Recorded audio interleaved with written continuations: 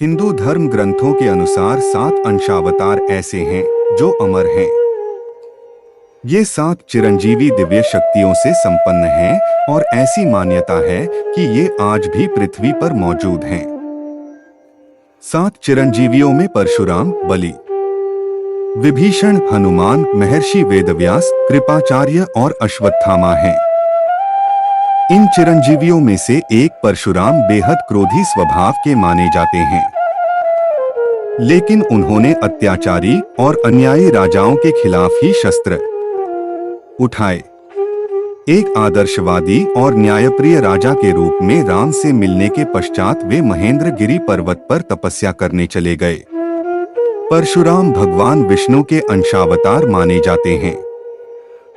ऋषि जमदग्नि और रेणुका के आज्ञाकारी पुत्र के रूप में वे अद्भुत हैं।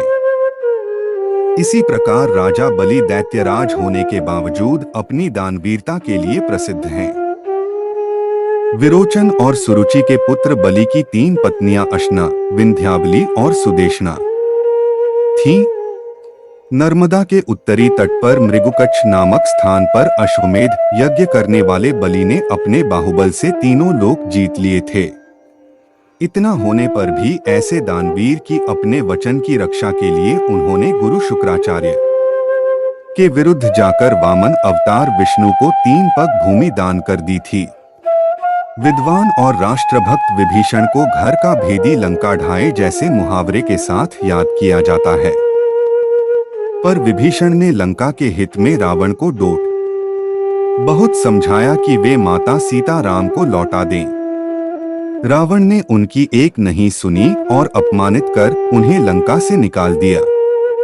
विभीषण ने राष्ट्रहित के लिए रावण का विरोध किया और भाई तथा कुल के द्रोही होने के कलंक को माथे पर ले मातृभूमि के हित में कार्य करते हुए सत्य का साथ दिया। वहीं महर्षि वेदव्यास महर्षि पराशर और धीवर कन्या सत्यवती के पुत्र थे। अपना रंग काला होने के कारण एक ओर वह कृष्ण कहलाए तो दूसरी ओर यमुना नदी के बीच एक द्वीप पर जन्म होने के कारण उन्हें द्वैपायन भी कहा जाता है।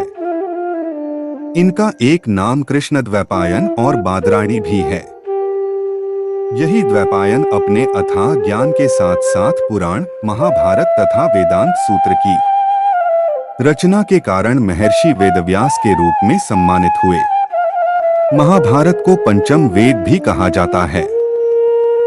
माता सत्यवती के कहने पर इन्होंने विचित्रवीर्य की मृत्यु के पश्चात उनकी पत्नी अंबिका, अंबालिका और दासी से नियोग द्वारा 3 पुत्रों की उत्पत्ति की, जिन्हें धृतराष्ट्र, पांडु और विदुर के रूप में जाना जाता है।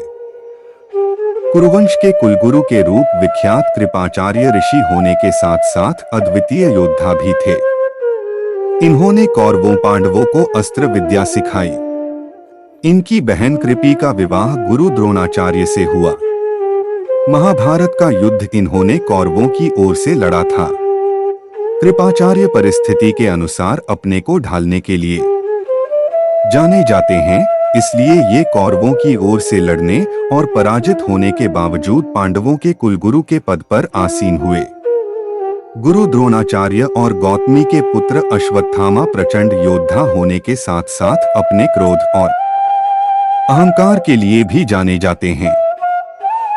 इन्होंने महाभारत का युद्ध कौरवों की ओर से लड़ा। अश्वत्थामा ने रात के अंधकार में युद्ध के नियमों को तोड़ते हुए पांडव शिविर में जाकर पांडवों के धोखे में उनके 5 पुत्रों का वध कर दिया था। इस अपराध के लिए कृष्ण ने उनके मस्तक से मणि निकालकर रिश्ते हुए घाव के साथ अनंत काल तक भटकने का श्राप दिया था। रुद्र के 11वें अवतार और वानर राज केसरी तथा अंजनी के पुत्र हनुमान का जन्म ही भगवान राम की सेवा के लिए हुआ था। सेवक व सेवा का जैसा आदर्श हनुमान ने प्रस्तुत किया है वह दुर्लभ है। तो दोस्तों, आप लोगों को यह अच्छा लगा हो तो लाइक, कमेंट, शेयर और सब्सक्राइब जरूर करें। धन्यवाद।